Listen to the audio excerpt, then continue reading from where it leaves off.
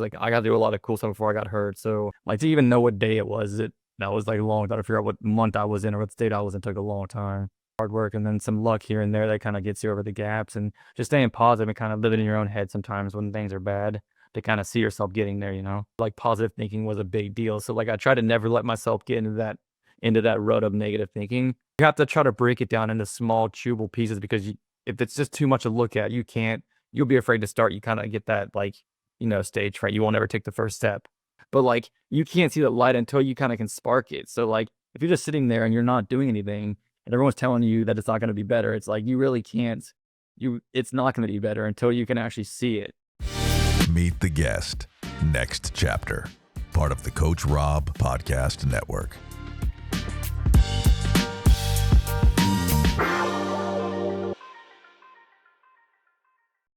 Well, welcome back, everybody, to the Coach Robb Podcast Network. Meet the Guest, brought to you by Derek Harris and our good friends at HP Development, the official motor builder of all of our CRS Factory and Elite Team motors.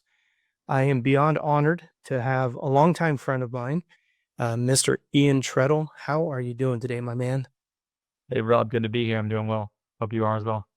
Thank you so much. I mentioned to you kind of in our brief conversation, I've had so many people reach out and say, hey, do you still keep in touch with Ian Trettel?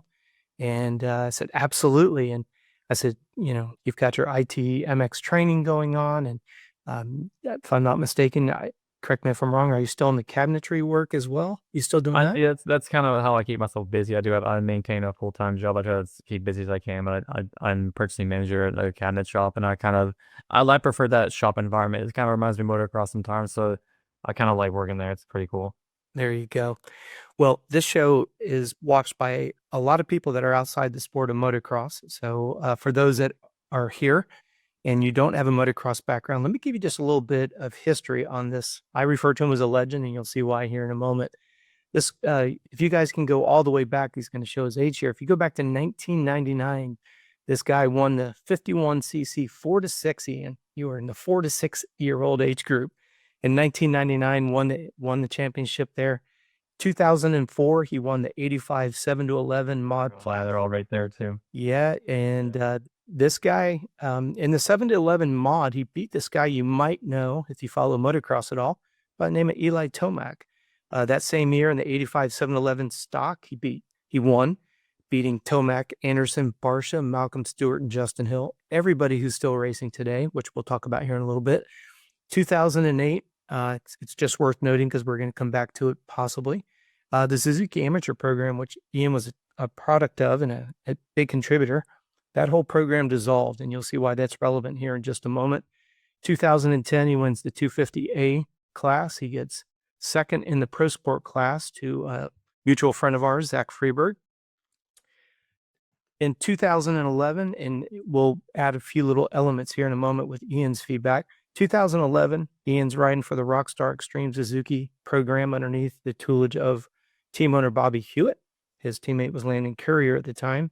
I was fortunate enough, I was still working with Ian at this time, and he moved to California. Bobby Hewitt wanted him out there, and he had a roommate that you guys might be familiar with by the name of Brock Tickle. Ian was kind enough to introduce me to Brock, and that year, Brock went on to win the West Coast Supercross Championship. Ian went on to race Houston Supercross, and he's now racing pro. 2011, we go to Daytona, and unfortunately, he has a career-ending injury. If you guys know the acronym TBI, a traumatic brain injury. This guy laid in the hospital there in Daytona Beach for over a month in a coma, and then was airlifted over to Georgia, spent 3 months in a coma, and was told pretty much this guy's not going to be able to walk, run, and be relatively active, which, by the way, this is after being told that not him himself, but his parents and his brother, who happens to be in the medical field as well, that they weren't going to give them much hope that even Ian was going to leave that hospital. That pains me to even say that to this day, because I remember the text messages and pictures from your mom coming in that were brutal. We fast forward here to 2025, and you guys are now looking at somebody who's learned how to walk, feed himself, talk. If you follow him on Instagram, which I highly encourage you to do so, this guy's in the gym at 5:30 in the morning. He's a machine, loves the bike, still lifts. He's back at the track. I love seeing that, helping the next generation. And I think, Ian, to say that you're somebody who's overcome adversity would be an understatement. And when I mentioned that first result at Loretta's, here you are winning in the 51cc class. Next year, you get 35th. A couple of years later, you come back and you end up winning again. I'd say that you've kind of mastered the trait of overcoming adversity. Um, Mm. how's your energy levels at this point? You're not that old, and you've freaking have climbed Mount Everest several times here. Yeah, I'm 33 now. I mean, to me, it feels like life just full of peaks and valleys. You're constantly like winning and figuring. So there's always a win and a loss always. So it seems like there's that natural flow. You have to find a way to just kind of take the hits when they come and move past them as best as you can to recover. It's always felt like that bit of a up and down in my life, and you learn from it and you try to learn from the next thing that happens. I think the part that's so amazing to me is you have faced and overcome adversity. That's why I wanted to mention the Suzuki program. That Suzuki program was huge. If I'm not mistaken, Tomac was on there, Anderson was on there, Austin Stroop was on there. Help me out. Who else? Lawrence. Who else was on there? Mills 80, Dave Millsap was on there at one point. Yeah, it was that team was Brock Epler too. That's right, Brock. Yeah, that was pretty insane at one point. And then all of a sudden in December of 2008, we get the kind of the notification that team is no longer going to exist moving forward. How did you even get that news? I think there was some like talk about that happening. So I think people kind of seen it coming. Like I think the rider support and stuff was kind of going downhill at that like back then. So and then Bobby stepped in and kind of took over things, and we were able to regroup and get going again. I mean, it was definitely something crazy, but I think it was something that people kind of seen coming, and we kind of prepared for it a little bit. Some of these other shops and support programs were able to fill in where Suzuki wasn't able to. And I think that's why it was able to just keep going the way it did. Help me out. In 2008, would you have still been on 85s at that time? I believe I just started riding mid bikes in 2008. Okay. I was like 15 years old in 2007. So I think like 2008, I was turning 16, 17, getting into B class schoolboy year. I want to pause just right there, especially those who understand motocross. Think about how much you grew up from winning the 51cc class to, in a short period of time, having to negotiate. Obviously, you've got cool mom, Elaine, and you've got cool dad, Joe there, obviously agents and negotiating and doing all of that. But look at how fast you had to grow up, right? Here you are at the ripe age of 16 going to big bikes. It's most other sports, most people, that's kind of like a high schooler at 15 going into majors of baseball, just to put things in perspective for someone who doesn't follow moto. I always say that trajectory is darn near straight up. When you were dealt that news and your mom and dad are trying to figure out what the next step is going to be, how influential was your mom and dad in helping you navigate all of that? My parents have always been pretty positive, just in general, keeping up like positive environment. But I mean, like none of this stuff happened very fast. It was like I mean, like that 99 trophy, it's just like seconds and thirds and just good starts and trying until you get lucky and win a race, and you try again, do it, and you do it. It's just like, it's like going to the gym and trying to look for weight loss. And it takes a long time. And so a lot of this stuff behind me, it's years of hard work and then some luck here and there that kind of gets you over the gaps, and just staying positive and kind of living in your own head sometimes when things are bad, to kind of see yourself getting there. Absolutely. Well, like I said earlier, your mom was very kind when you were in the hospital there in Daytona Beach. She was kind enough to send me pictures, and those were some of the most difficult pictures, I have to admit, because, I'm not going to go into detail on them unless you want to go into them, but just seeing the Ian Trettel that I knew laying on that pillow, and I could feel, obviously, from a mom and a dad standpoint, seeing your son in that type of a situation. Do you remember the first time that you started to become cognizant and you recognized your mom and your dad and your brother in the room? Yeah, yeah, for sure. I mean, this is hard to explain, but like the best way that I found to explain it is like if you've ever had surgery before, that feeling like when you first wake up and you're kind of like coming off the medicine, you're like, there's not like I'm awake, and it's kind of like a slow kind of like coming. I mean, it was like that, but times like 15 or 20. That was like 4-week coma and span at Daytona. So like that coma kept me in that and flew me to Georgia. And then I slowly woke up in Georgia from Shepherd Center from like a 4-week coma. And that just was like kind of like bits and pieces here and there, and like almost like a dream, kind of not really know that something's mostly observing what's going on around you.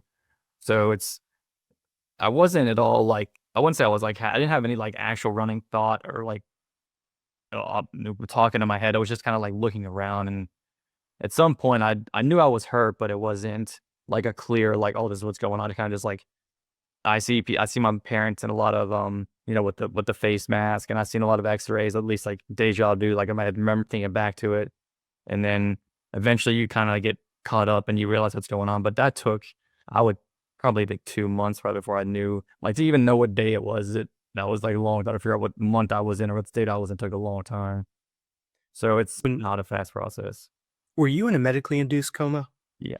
So when I crashed at Daytona, when they found me on the track, they performed like a Glasgow coma scale. It's something they do like to observe consciousness, and I was a level 3 at the track, so like I was completely unresponsive, and so I was at a coma on the track there.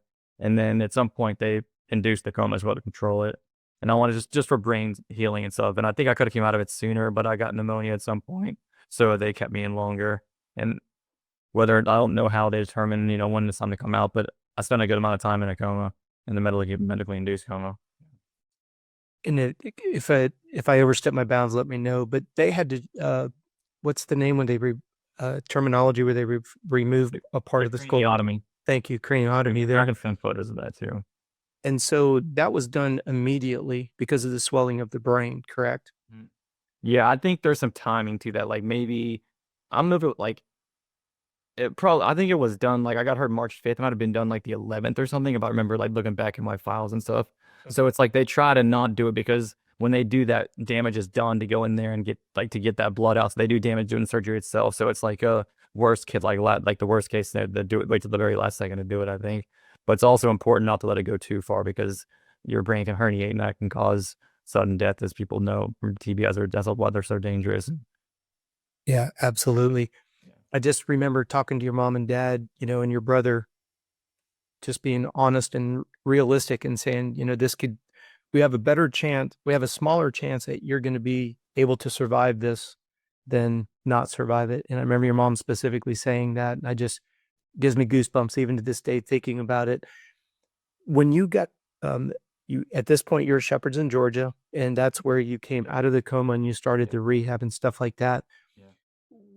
What would, and again, if you're not comfortable sharing with it, that's fine. Do you remember what your first thoughts were? I mean, like you say, there's a sense of grogginess coming out, but as that mental clarity got higher, do you remember what your first thoughts were? Yeah, like I remember like seeing a lot of X-rays, and I at first thought, for some reason, I thought I had broke my back. I'm not sure why I thought that, but like the first thing that I remember thinking of was just like, oh, this is like so bad, because like everyone around me, just the faces, you could tell was nothing like I've been through before. So it was so bad. And I was just like, how am I going to really ride again? So like before I even knew what was wrong, I was just like, this is pretty messed up, man. Like just the environment and the people walking around, like it wasn't like something just it was, it was a big deal. So I would remember thinking like, how am I gonna ever get on a bike again? So it kind of came like it was pretty self-explanatory as far as like the severity of what was going on. I was just like, oh, riding something out the question, even though I didn't even know that was gonna really happen at that point. Sure. Roger Federer has a famous quote. He says, we die twice as a professional athlete. The second time is when you die for real, and the first one is when you recognize that your career is over. When you look at somebody like a Federer, or you look at somebody like a Jeremy McGrath in the motocross world, or a Ricky Carmichael, and you see somebody's career slowly coming to an end, you know that time is coming. Yours is obviously sped up for you there. How in the world did you, again, in your own terms, obviously it's not a 3-minute coping mechanism. Yeah. How did you deal with that, walking away from the sport when the reality of that hit? So like I like this also as well, like this transition as far as like realizing, like I think that probably took like not just it probably took years for me to realize like what had happened. But like my first thoughts on this were just like, it's Shepherd Center, it's full of nothing but people and kids like my age in similar situations, like ATV accidents, car accidents, anything you think of, and it's all ABI, like all acquired brain injury, so related stuff. So you see people with strokes and everything, and you see all the different stories and how they got hurt, and it's just like, it's just random stuff, man. Like I was fortunate enough to at least get hurt doing something that I enjoyed doing. And so like when we tell those stories, people thought that was really cool that I raced motocross. And even though at the time I was like, crap, I wish I would have like get to win a championship or win my first Supercross. And so, but that quickly like kind of went away as I realized people didn't even get a chance to do a lot of normal stuff, like, and I got hurt. So the perspective, I tried to like readjust that because I was like, that's not really a fair perspective to hold on myself to feel like I failed, or because like I got to do a lot of cool stuff before I got hurt. So that kind of put me on a level playing field, and it kind of helped me sort of feel like I accomplished something. And I was like, oh, this is cool. So I'm not gonna. That kind of kept me a little bit above, at least for a while, you know. Yeah, that makes plenty of sense. Yeah. I never really thought about all the people that were in there. I mean, Yeah. so many. Yeah. Yeah, somebody slips on a skateboard, not a professional skater, but Yeah, crazy. yeah. I mean, majority just falling downstairs. I mean, simple stuff. I mean, you're very, very sensitive. So again, it happens to you all the time. And so not just extreme accidents, but just simple stuff. So, you know, that's kind of how that's one way. It's all how you look at it, I think. Well, Right. 100%. Yeah. And that's why I love doing this show, Meet the Guest Next Chapter, because for the listeners and the feedback that I've gotten, it's how in the world is somebody is looking at you going through their own trials and tribulations. And sometimes it does seem, pretty bleak. And then, like you said, here you are recognizing that your career had come to an end, but yet you've gotten a chance to enjoy what you're good at, and you got hurt doing that. Yeah. When you were at Shepherd's, how much of it, because if I remember correctly, your days were extremely long. If I remember, they almost treated it like a job. Like you were up first thing in the morning and rehab began, and it was pretty much an all day thing, was it not? Yeah, I mean, that place was full on boot camp, man. Like the minute I got there was like, because there's like I mean, people that know about this, there's kind of a small window in TBIs. The first 12 months of recovery is super crucial. Like they try to go really hard that first 12 months because that's where you get the most recovery out of it, and because your brain's like kind of rapidly developing after the injury, and so they try to really jam that first 12 months of training as much as they can get in there. So like, that was pretty gnarly, but like as far as like, it was kind of like going to a Glen Helen for the first time, and just everyone out there is fast. And after what you're scared at first, you just keep going. Next thing you're kind of out there, and it's another day of riding. So you just gotta kind of get in there. It's kind of a sink or swim kind of thing, but you just take it one day at a time. That's what I did, at least. I try to look at it like my racing past. So, simple scary until you got past it, right? And then you kind of used to it. It's all relative, in my opinion, like that. Yeah, I like that word. It's all relative, because that certainly makes sense. Yeah. When you those first 12 months, like you say, very, very rigorous. How much time did they spend on the mental side of coming back from the trauma? I mean, we had a thing called neuropsych therapy, but it was more like about just like talking to each other and like hearing different stories. So like most of the mental stuff, I think I mostly did on my own. I don't think there was really any mental, like, I mean, we're doing stuff, but it's like, I wouldn't call it mental training, like where, like mirror therapy and stuff like that's not, I mean, that's, yeah, sure. It's like neuro training, but it's not like the sports psychology that we think about for motocross, like as far as like self-belief. And so like, I kind of did that. I kind of had that carrying into, I think I already had that from just my racing in general.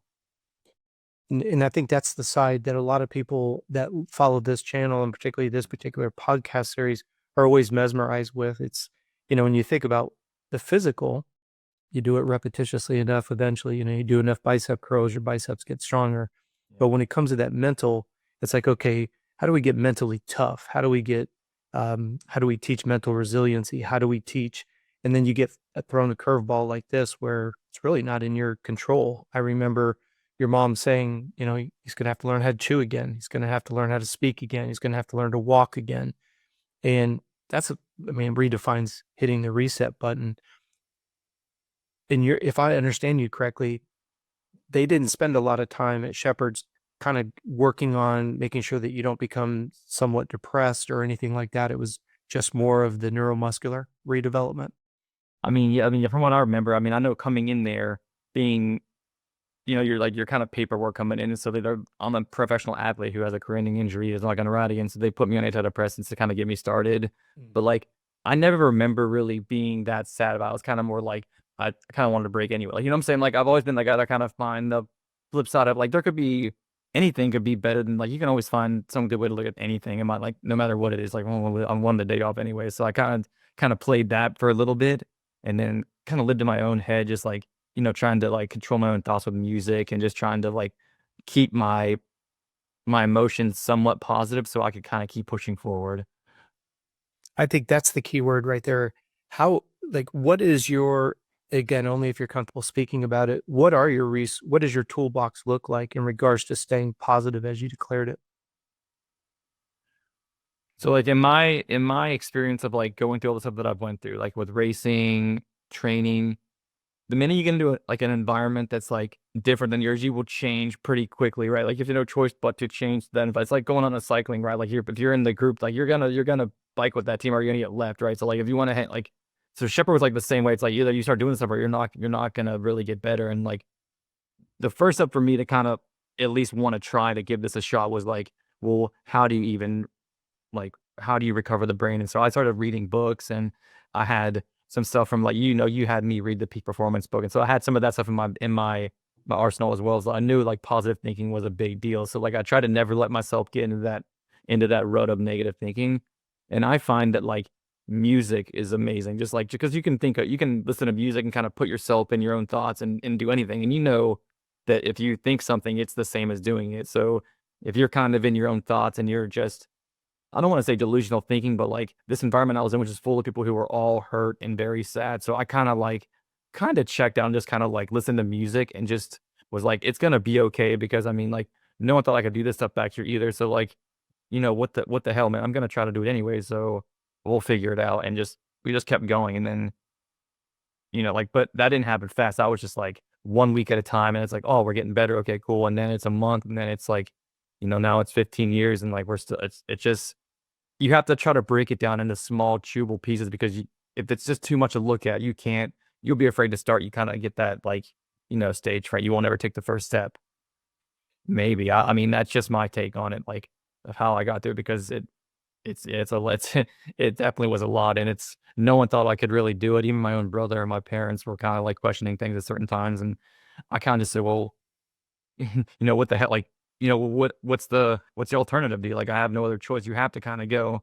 So it's like, you're in that group route, and you're like, what are you going to do? Like get left or not? You're going to keep going. So there's not much choice to do, but other than to do. So I don't mean to say like it's an aggressive way to put yourself into some sort of environment to change. But like, if you're backed up in a corner, that's what you kind of like, that was the way to go. Like, at least in my shoes, I kind of had like, I started getting this flow, and I just kept going. It felt like. Yeah, I love that. That It makes kind of, sense. oh, it makes plenty of sense. And I appreciate you sharing your thoughts on it, because what they say the mother of invention is necessity, right? And then you remind me as you were articulating that, reminds me of the Vikings. They get to their destination and they burn the ships, and they're like, we have no alternative. We have no way to get back. We must find a way to survive. And I've always enjoyed the way that you've approached adversity one after another. It was just, setbacks with sponsorships and in various things that seem to pale in comparison when you're sitting in a coma for a month and trying to learn how to walk and talk and eat and feed yourself for the next 12 months. Dynamics change quite a bit. Yeah. I know I'm going to get blown up if I don't ask you this question. So, what was the music that pulled you through while you were at Shepherd's, all the way up to and including what was the last song that you There did? was a song, I had a playlist that I used to listen to all the time training. And at the time, Stewart's intro, like his nitro song was the I'm Coming Home song. And I thought that song was really, so like that song was like, I would see Stewart riding. That was kind of like, I was like, I wanted to get to the point where I was like, I felt like that at some point. So like in my head, I was always thinking about just like racing songs and a lot of punk rock, just really anything, man. Like I was always jamming. Now, was it the type of music that because you're mentioning it was on your workout playlist? Was it more of the music that got you amped up and made Yeah, yeah, and it like I was listening to I was like a lot of like high paced stuff, like a lot of punk rock heavy, like just like stuff that was like going, I was listening to all the time. And yeah, a lot of stuff that's old stuff that reminded me of being up and coming, stuff that kind of brought me back to feeling. There's parts of that peak performance book where they talk about reminding yourself of being in places where you were doing really well, and you get those emotions to feel back. So I would think of music of where I was at in a time where I was happy. I'd play those songs, and that stuff starts going back, and then you get into that. You just have to get that little bit of a fire, and then once you start going, you're like, oh, I can kind of see the light now. But like you can't see the light until you kind of can spark it. So like if you're just sitting there and you're not doing anything, and everyone's telling you that it's not going to be better, it's like you really can't. It's not going to be better until you can actually see it. And I know that sounds crazy, but you have to look. I mean, the study is it from like Chicago University, the 3-point throw? I mean, that's where like when you read that, you start saying, oh shit, like it's real. And so I don't know. I mean, I think that played a big role in how I got out of it. At least see it go forward is like it was. I don't know. Well, that's the part that the listeners are going to be blown away with when you're being pretty much told by your doctor and then your brother, who happens to be a doctor, and everybody that's in the rehab that has seen these scenarios before, and it doesn't look very positive. And they're trying to be very honest and realistic with you. And you're thinking, well, gosh, it just seems like, you're carrying in your backpack your boulder and your mom and dad's boulder and your brother's boulder and the rehab's boulder. All these rocks are in your backpack. And the fact that you had that ability, how old were you at the time of the accident? 19. So for the listeners, think about how mature you were at 19 and having to unpack all of this. And like you say, it was a do or die situation, no pun intended at all in that regards. When you, just to put things in reference for those who have a racing background, you referenced Stewart.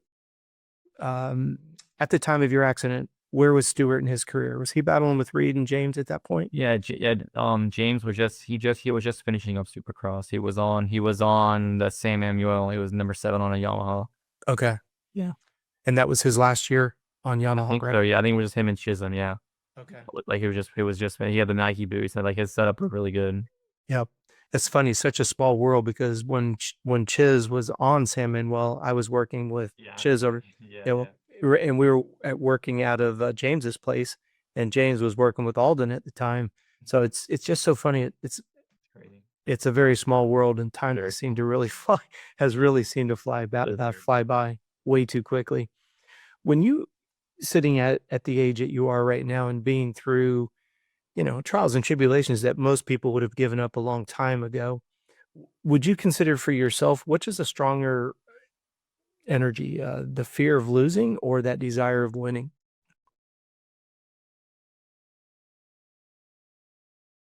I think probably if you can, I think once you feel what it feels like to win, it's probably stronger than.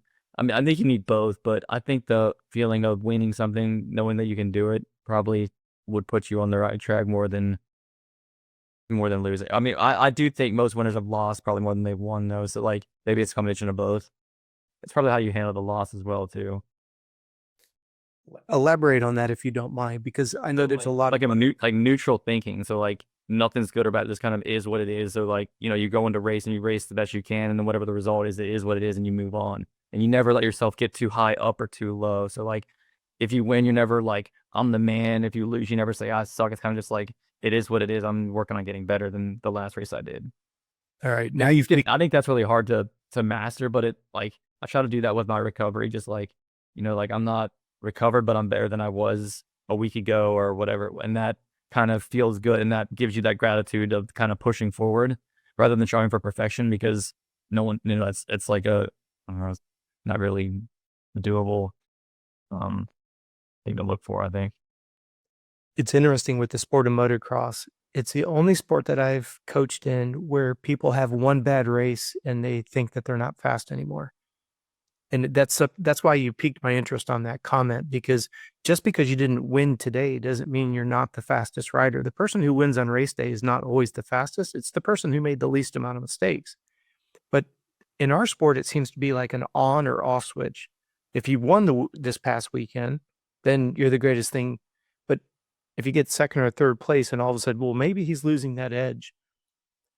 What you just mentioned in regards to, hey, if you didn't win, but you're better than you were a week ago, I always say, please don't compare yourself to other people because you had no idea what they're doing. That's for me, that's easy coming from me as a human performance coach, and I keep trying to build that framework. But for someone like yourself who's been there both as an athlete, having to go through rehab, getting all the way back to and including, you've got a beautiful wife. I mean, if someone were to look at you now, your speech isn't impaired, your walking is not impaired. You may have a few things that, you personally would always like to be a little bit better. However, if Ian Trettel is benchmarking his today against where he was a month, a year, 6 years ago, how would you convey that to somebody who is either a parent of an athlete or even somebody who's an athlete themselves listening to this? I do think momentum plays a role in that. So like, I think that when you see athletes who maybe gets second last weekend. Sometimes they maybe fall back, or you see some guys who like stack those wins and have to keep it going. I think that does play a big role in some of that stuff. So they need to keep the momentum go. It does help a little bit. I like what Emick says. I'd rather have momentum than a points lead. Yeah, I think To your point, whether it's just in your head or not, I think it's kind of what you make of it too. Like if you feel like you're gonna win again, you probably will. But if you're thinking about the loss, you're probably it's not gonna happen. Yeah, absolutely. If you don't mind, let's go back to your childhood. I know when you got injured, obviously you were still a young man at 19 years old. Take us back. Like, how did you, not so much in regards to the racing side, but you've got a brother. How much older is he? So Zeppi is in his early 50s. Okay. When this happened, he was in his 40s. It's been a while now, but Yep. Zeppi lives in Connecticut, and he's a neuroscientist, and so Zepp is the man. He knows everything there is to know about the brain. So he definitely played. I don't know if I would be where I was without him. Like I would get really lucky in terms of just like having him around, because he was able to explain so much stuff to me and kind of tell me like, he was like, this is gonna be way harder than anything you've ever done before. So you need to kind of buckle down and get serious about it. And if I don't know who else could have told me stuff like that and I actually believe him. So that I was lucky to have that. And I also too did a lot of I was constantly YouTubing anyone I could find for just any sort of role model, like anyone I could look up to, a mentor. And that those people weren't people I even knew, just someone on YouTube to see if they could at least do it, because I was just looking for human beings doing stuff that I wanted to do too, because that's just what I am. I don't want to compare myself to anyone that just I set the bar just like I'm a human. Let's figure this out. People figure it out all the time, so let's try to figure it out. All right. I'm going to bring up something, and I hope it doesn't embarrass you, but it was something that always mesmerized me. When you and I first started working together, you had a knack for taking apart Xboxes and making them like fire breathing dragons. Yeah. What was the genesis behind that? Where did that even come across your mind? I've always been kind of like a tech guy. Our neighbor worked in IT, and he would always bring over computers and mess with them with me. So I kind of, and then also on the road too, I think there were some guys from MTF that would jailbreak iPhones, and that turned into me learning how to do just software stuff. And traveling the motorhome, there's so much, you're just on a computer just Googling stuff all day. So that's probably where it came from. We had a massive Xbox party back in the day. It was like me and Adam and Malcolm and pretty much everyone that raced was in those playing Xbox with us back then. It was awesome. Well, I just remember you would you'd put illumination bar colors in there, and you'd get red or blue, and At the JTAG lobby. yeah. And then you're telling me you've got it running at some ridiculous amount of speed, and you've got all these extra blowers in there to try to dissipate the heat. And I just remember, obviously you're amongst a lot of racers, and a lot of racers get preoccupied to the point where education gets pushed to the side. It seemed like in your family with your mom, she's incredible, still runs to this day. Cool dad, Joe, incredible athlete in himself, both of them extremely intelligent. When you're looking at your development, when you look at the education side of it, what is it that you really gravitated towards, and what would be the things that you didn't like school-wise?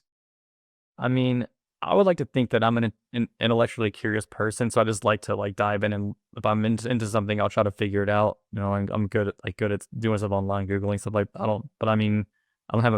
I did homeschool, but I didn't go to actual high school and stuff. So I don't have a formal education, but I at least I'm working and stuff now. So I had to I always try to stay busy at least, trying to figure stuff out. Well, that was the thing that always amazed me about yourself, is you always seemed interested in learning. Like you brought up the idea of the Peak Performance Sports Psychology book. When I introduce that to a lot of athletes, a lot of times they're just, yeah, whatever. And then we go to a big national, and then they become a mental mushroom, and you're like, okay, well, we've talked about this for 6 months and you still haven't done anything. I would just make a recommendation to you. And at the time your mechanic was Derek, and that you two seem to feed off of each other very well. You seem to complement each other very well. Did you have that back at home with your older brother? Would it be very similar dynamic rather? I think Zeppi was only coming to visit once in a while because he was still working up north. So it was really me and my dad kind of getting all this stuff done. And then my mom would come visit every once in a while. And me and my dad kind of always had a little bit of that rapport, which like there was a day that I came home after therapy, and we would live in these apartments that were kind of off-site. And I come home one day and my dad sees me bummed out and I'm like, kind of like just whatever. And he says, what's going on? I'm like, I'm really not getting any better. Like my left arm is still messed up. I'm like, I'm still on the cane. And he was like, aren't you right-handed, dude? Like, what's like, you don't really left-handed anyway. So what's the matter, dude? And I'm like, okay, so we're, like just stuff like that, kind of like, like, hey, like, what the hell? It doesn't actually matter. Let's keep going. Like, so those little like kind of interventions here and there, I think kind of kept me on the higher path of falling, like, so like that kind of kept that same environment that Derek had where, we're laughing, just keeping it fun, Yeah, I don't think there's a funnier mechanic out there than Derek at the time. And, it's a pressure cooker situation because you were one of the top amateurs in the country.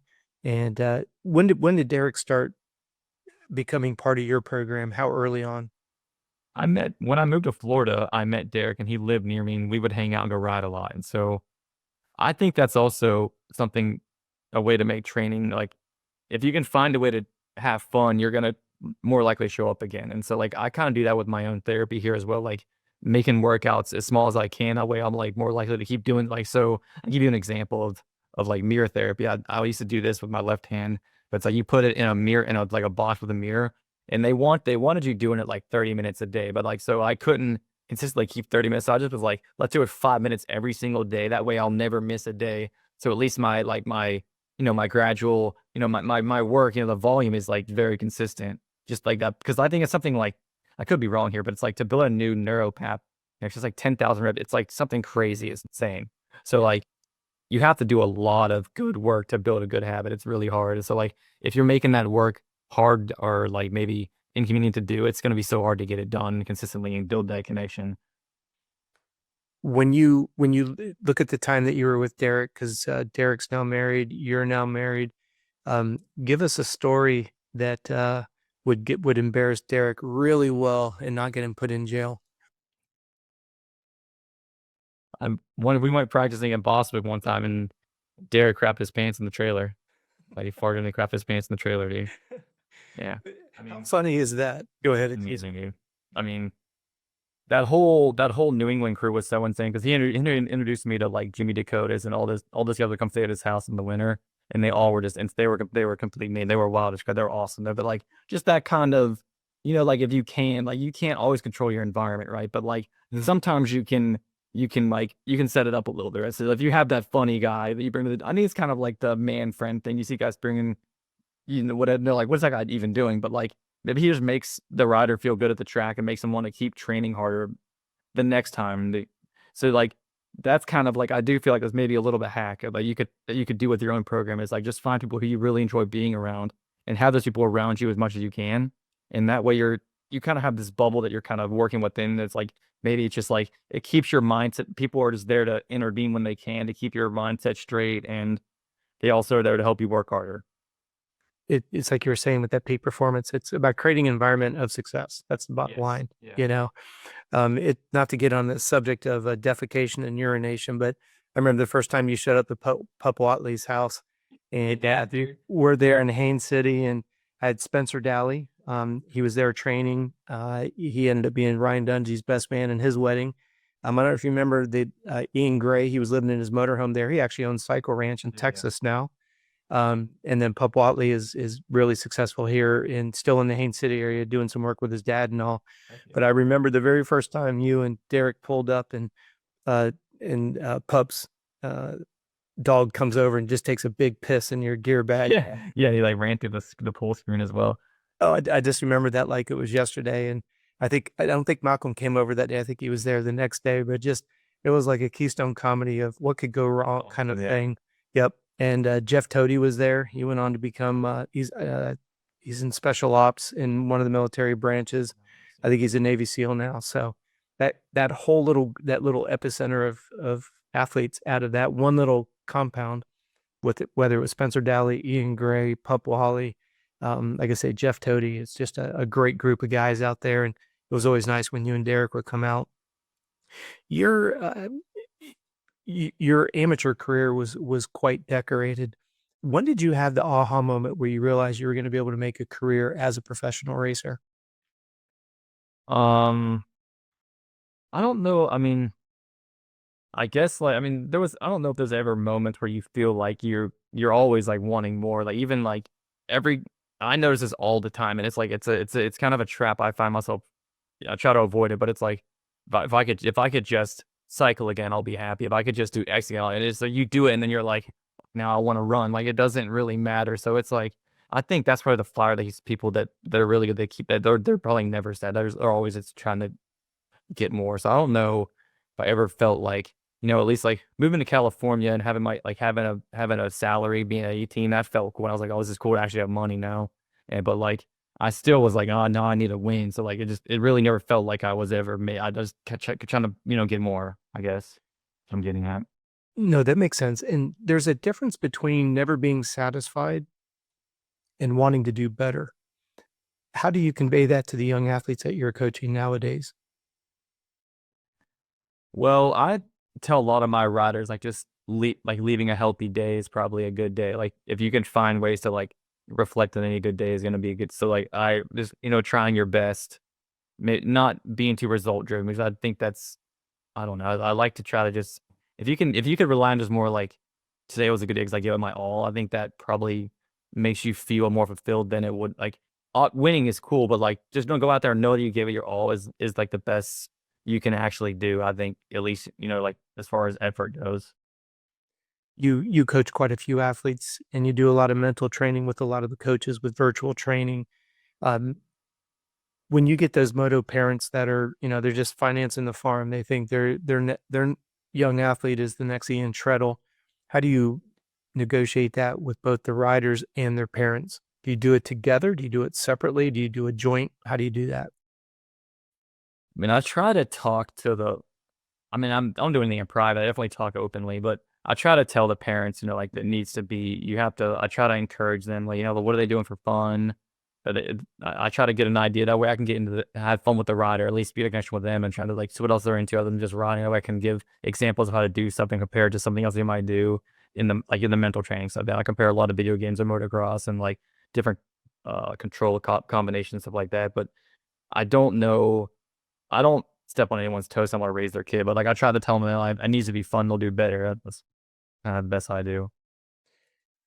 N- Where do you, I don't know if it's a question or a statement. Do you give credit to your parents for having that ideology? Like, how did they instill that? Yeah. I mean, just I don't it's that I think it has to be. I mean, I didn't choose I try to be positive about it. I'm definitely a product of my environment, and that's gotta be with my parents, so I was probably fortunate to just have that set, but I at least am self-aware enough to realize it works, and I still try to do that stuff. Well, I just think it's an incredible attribute that you have because your mom and dad have always, whether it's athletically, professionally, financially, they've always set the bar quite high, but they always seem to have fun along the way. They have high expectations, which I don't think there's anything wrong with setting expectations high. When you look at your young years, when you look at the idea that you were very successful, um, you don't have to go into details, but you've got bikes, you've got parts allowances, you've got bonuses and stuff like that. Um, you're on the public record as saying, it was great. When you're winning and like you called it, just being an average everyday young man going to school and you're making good money. When you talk to these parents, how do you keep them kind of grounded in the perspective of have fun, still set the bar quite high, but then like you said, and from the standpoint, results matter to an extent because that's how you win bonuses, but then not lose perspective of enjoying the process. You and I could talk about that, but for the listeners, how do you decipher all of that info? I think for me, one thing that helped too was, like, the thing I found out about, like, going to the track with Derek, it's like if you sort of audit your days and find out where the good days come from, you kinda can start to peel that stuff back apart and see maybe why certain days are better than others, and maybe because you went to the track with your friend and not your dad that day or your I don't know, but, like, you do see differences when you start, like, dissecting, comparing certain good days and versus bad days, and I try to tell parents to do it all the time, like, try to notice whether or not, he's doing better when the month over the line or you take him to the line or what he ate before. I mean, it's all stuff that we've done the stuff too with together from the peak performance book. But I think, just dissecting the days, auditing your days if you can, that would help because it's just the truth, and you have nothing. No, you're gonna see it's objectively true whatever you see, you know. So you kind of see what works. It's not hard to figure out anything once you start looking at it that way. You bring up a really good point. At what point in your career did mom and dad step away and retain the role of mom and dad and not mechanic, manager, agent? What age did that transition for you? I mean, I think my parents, they've always been pretty. I mean, I think that's why I was maybe just lucky to have parents like that. But they've always been. My dad's always played that kind of friend role, but kind of like, hey, dude, like we got to work today, like. But he would give me criticism, and I was able to take it. And like even after quitting motocross, I worked for him, so like it's still, we still main. So that's it's always been kind of our thing. I don't know if you can teach that, or I'm not sure, but like just maybe maintaining like knowing where you are and just like trying to be friends and like have fun, because like bro, if you're gonna have fun, you know, why are you not? Why are you not doing that, dude? You know, Yeah. 'cause you can have fun and do good stuff at the same time. So you have to find that balance so everyone's happy. Isn't it? I don't know. It just breaks my heart when the parent, and we know there's a ton of, Yeah, to publicly say them, there's a lot of well-documented riders out there who parents stole from the rider, or, there's animosity between the two and they haven't spoken. And I'm like, gosh, now you've jeopardized the father, son, mom, son, father, daughter racing relationship, or, relationship as a child parent, to now, because somebody got good, now all of a sudden expectations change, and then just leads to a high level of frustration. With the riders that you're working with right now, do you see it getting better and better based on back in your day, that Suzuki team? How big was that roster? I think we called off 6 or 8 riders at least. I mean, I try to, as far as the training I do, I like working with people who just like to ride for fun. So like I'll train some kids here just ride in the woods, and I'll get them jumping jumps just because they're like, yo, if you tell me to do it, I'll do it. And like, that's really cool. It's, I like to try to promote motocross where just like, you can also do this just for fun if you want to on the side. You don't need to make this a full-time gig, because those people that make that are very far, like not many people make it all the way like that. So it's not everyone's going to race and get the factory riding roll all the way. So it's just like, maybe have fun and try to, I always thought it would be really cool to maybe race the pro sport race and not have like a part-time job and you could make 100 grand a year and work part. You go race it, like hit the random, those money races they have at Dade City and Bowling. I've made $800 doing a dash for cash one time. So like you can make money in motocross without going pro. You don't have to be a champion. You can just be kind of decent and hit all the, money races and still make some money if you wanted to. No, I think that's kind of a cool way to look at it too. no, that makes sense. And you've mentioned a couple times now, setting your day up, enjoying. And if Ian Trettel wakes up tomorrow independently wealthy, who would you hang out with? What would you do? What would a perfect day look like for you if you're independently wealthy? I really enjoy, I love starting my morning with like going to the gym.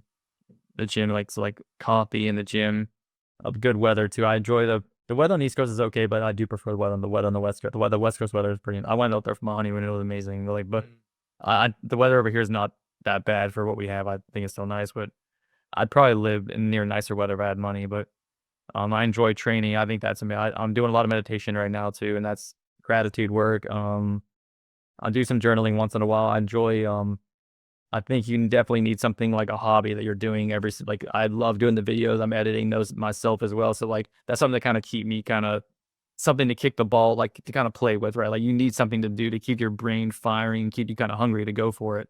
So I've been trying to make that work if I can. It's definitely something that's gonna take a while, but it's something cool that I'm letting people watch me as I do it. It's starting out, it's not good right now, but eventually it'll get better. I think they're fantastic, and I've gotten great feedback on those. So everybody appreciates the work you're putting into it. Yeah, for sure. People only see the output; they don't see the input.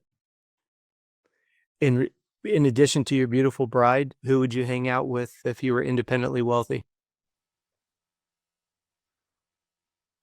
I'm trying to think of some friends right now. And honestly, I really enjoy hanging with my parents right now a lot, just because of everything that's happened. And like I look back and I'm like, holy crap! Like that's like the reason I got through this, because we all were able to. So like, I respect how to my parents now, like for going up, because it was hard for me, but like all that coma stuff, like I was just like sleeping. Like that stuff was must have been insane for them. So like, I don't know. I like handle my parents a lot now too.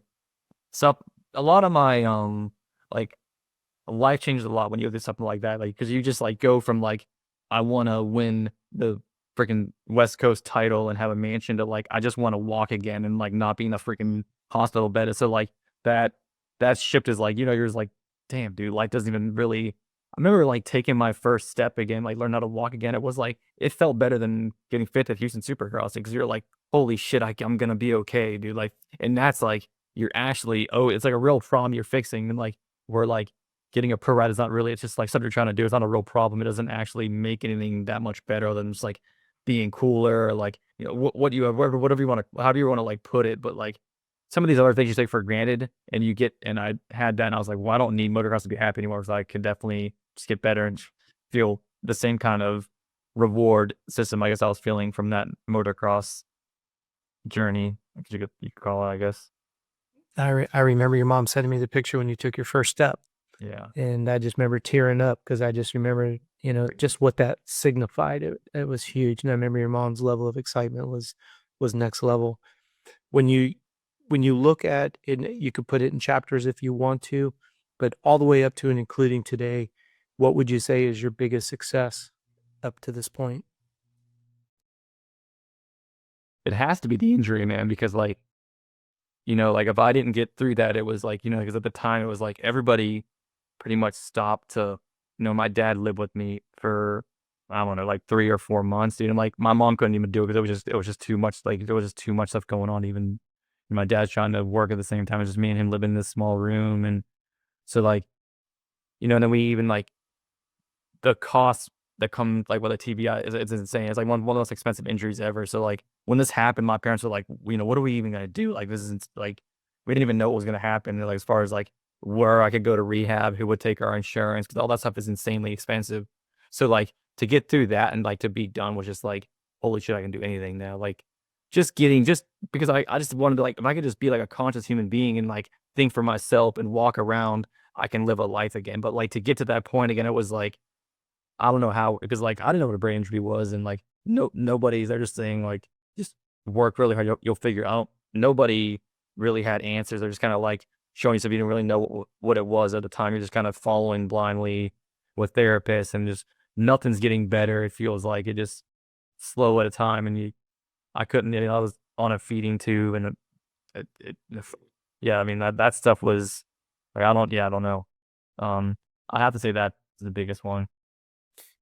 If you go back to, and it doesn't even have to be relevant to racing, but what you'd mentioned that champions have experienced a lot of failures, a lot of disappointments, a lot of setbacks. What's the biggest failure that you cherish the most? I had looking like I always think about this too, is like when these 2 trophies, the 2004 Loretta Lynn titles that I won here behind me, that's when I was probably like at the peak of my amateur career. That's when I had just signed with Suzuki, and I'd won all 6 motos that year at Loretta. Like I beat Tomac every moto, and that's when I was like at the top. And then I tore my ACL and had to like climb back up again. But like when I tore that ACL, I went to California. That's when I was with the Fox guys, and they had a doctor out there, Dr. Ting, and I stayed out there for a few months. And that whole PT crew taught me so much stuff about like just the muscle anatomy and everything about just the body and training. And I learned so much stuff from that period of time that got me through the injury step I went through now. Like it was crazy. Like almost all of it was all just like, oh, I have an idea of what I'm doing. I just need to do more of this now. So like when I got hurt with the brain injury, I started to read books. Like I read a bunch of like neuropsychology books by Oliver Sacks, like how the brain rewires itself, the man who mistook his wife for a hat, some really weird stuff. But it just kind of let me get a glimpse of like how the brain recovers. And so like kind of like that ACL thing is like, or what are we doing here? Like, okay, you got to strengthen these muscles, do these exercises, as well as what's the process of how do we get to the next step? And that's the rewiring of the brain, and that just takes so long. But at least if you read it, you kind of can see how these things are done, and that kind of gave you some confidence to kind of go after it. But having the failures in my past at least allowed me to see, well, I had no idea I was going to do it then. And I just kind of kept going and I figured it out. So it's like, I almost think anybody that's done something that's pretty cool probably were at a point they didn't know what they just had to they just had to wing it, dude. Like I don't know how else because like there were so many times through all this stuff behind me or an injury where I just like, well, we're just gonna you're just gonna like pick up, we're just gonna, pick away and we're just gonna try it and figure it out, dude. Because like, no one's writing the book on this. People are just like everyone's living their own journey, right? Yeah, it's a good point. There's no blueprint, that's for sure. Yeah, and nothing's sure either. So you're just kind of like doing the best you can and hoping for the best at the same time while remaining positive. Mm. Just out of curiosity, because you started winning at such a young age, I mean, in the 4 to 6 age group, I mean, for the listener to think about your 6-year-old winning a championship and all that goes with it, when you and mom and dad are sitting around having a cup of coffee, what is the race that you guys talk the most about? Doesn't even have to be a win, maybe it is, but what's the race you guys always gravitate back towards? I think me and my dad and I will talk more about racing than my mom will, but like my dad and we'll probably talk about every time I see Loretta's and I see the rain, I just think about all the mud races there, and that's like there's so like it almost rains there every single year. It seems like it's always something going on, but like tornado warnings of Loretta's, like just all the long drives, like and like most of the stuff, which is kind of funny too, is like all that stuff was so hard, but that's the stuff you always talk about, like, and you laugh and you kind of smile about. So it's like even the shit that was like really hard that I did with my dad in the hospital, we'll think about like, do you remember how we just laugh about like, wow, that was so ridiculous, but like we did it, this is funny, she's sleeping on a freaking chair and I'm just like, doing whatever. And it's like, it's miserable, but it's like, those are the times we cherish because we both were in the same place and we figured it out together. So it ended up being something really cool that we have together, we share now. What's outside of the accident, and let's talk about it up to before Daytona, what was the most difficult stage of your racing career that nobody's aware of? I would say probably every rider probably there comes a point where they're going through the B&A class and then like things you start to have to like you're just probably riding and not doing much training and not tracking your resting heart rate and not doing all the things that kind of make all that come full circle and go hard. And you have to start doing that stuff. So you kind of go from like it's kind of fun to like, okay, now we gotta like start waking up early and putting in the work. So you kind of have to make that shift. So it I'm talking about having fun, but like there are days where it's not gonna be fun. You're gonna put in it's just straight work, but like you got to find those balances where the hard days kind of offset the good. You find that balance. But I do think that it was hard. When things have to get to a point where you have to put the foot pedal down for sure. And if you were to do your career over, would you do it over? And if so, what would you change? I would focus more on mental training, just because of like going through what I went through now, and it's like because I was so just like lost, but like just my mindset knowing I was like, oh, I'm just gonna figure it out, and like literally stuck to that, and I did figure it out, and so I do think racing was a lot similar, like especially with some of the like if I look back on some of the I have screenshot, I have articles on the website too about that peak performance book where it shows our results before and after, and like the difference. Like I went from just like top 10 to like winning everything like in a matter of like a few months, because that's where like your brain you can make change really fast, but like just the way you're thinking can just make everything different. It's amazing the power of the brain. We work with a company, Denise Hatch, with the power of the mind, and she works with a lot of racers and has tremendous amount of success. And whenever she's the company that we utilize exclusively for the mental development side. And it's just amazing how people can get so physically in shape and then not recognize that they haven't even begun to strengthen their mental muscle, you know? And if you just think about it, it's another muscle in the brain. And what's that old saying, Ian? Whether you think you can or you can't, you're correct. Just got to be careful which one you believe. And some people blow it off and they go, oh, that's soft. And that's fine. Maybe you're that person that doesn't need it. But I would say in my experience, 99.8% of everybody else is like, hey, it's the way I'm thinking, it's setting up an environment, duplicating success. Like you said, when you have a good day, how do you duplicate it over and over again? Well, man, I can't thank you enough. We always end our show with some rapid fire questions. Are you ready for us? Let's go. All right. You've had a very illustrious career. What are your 3 non-negotiables? Mhm.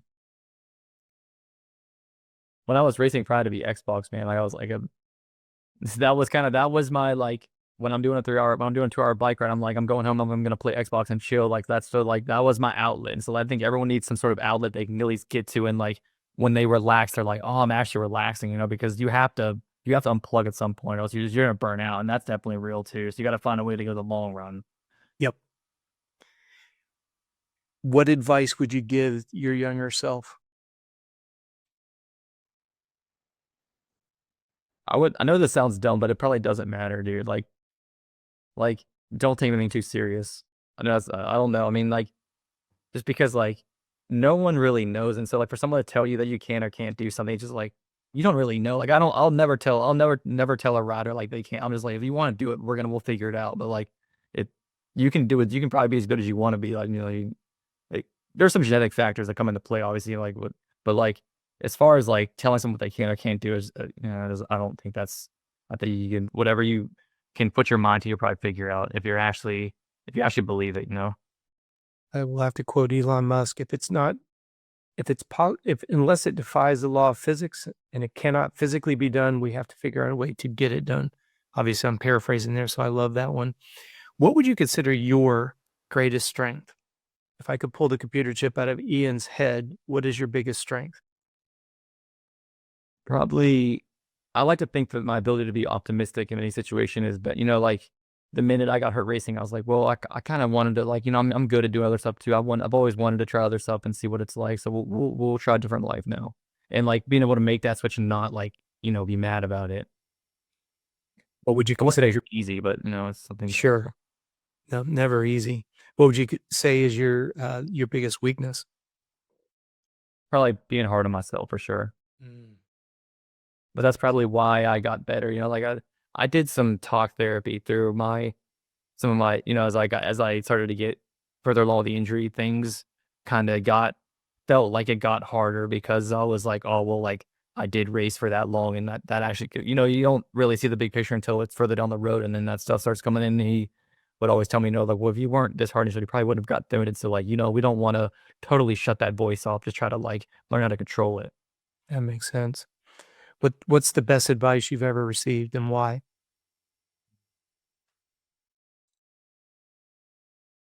Take care of people who take care of you. Mm. I like it, like just being a person that's fun to be around. People are gonna like gravitate and help you out more. Be a good be a cool, be a good dude. Absolutely. It's one thing I've always loved about you is your authenticity. You're the same person, whether you're under a factory umbrella or, a factory tent, or whether we were out at Pup's house, you're always the same authentic Ian, which is always so cool. What habit, in your opinion, has contributed to your success?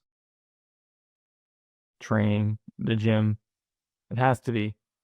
One of the doctors at Shepherd Center told me that like the number one thing that would help recover the brain is just train as hard as you can, dude. Just keep doing it. And when you actually look into more of like what working out does, it's all for brain health, man. Like it's all about more so than just like conditioning. It's all like making your brain work, function properly, like, and that'll help you see things more clear. I think if you put your brain in the right place, it's easier to like get where you want to be. I think your brain and your body, at least. I've always like seeing that way. That makes sense. You brought up earlier how powerful music is for you. So my last question for you is, what was the last song you listened to? New Girl by Suicide Machines. Okay. Yeah. I love it. Well, Ian, I can't thank you enough. I know our listeners that, like I said, they've been asking for you. So I appreciate you doing this. I would love to have you come on our other podcast, Navigating Amateur Motocross, in due time when you've got some time in your schedule. I love the fact that you're out and about. Congratulations on your marriage. Congratulations on all your success, man. It's very impressive. Thank you so much, Robin. I'm glad to be back anytime you have me. Absolutely. Well, on behalf of everybody here at the Coach Robb Podcast Network, we appreciate all the listeners. If you've been with us since day one, thank you so much. If you're new, welcome. And we look forward to seeing you guys next month. Stay safe. Meet the guest.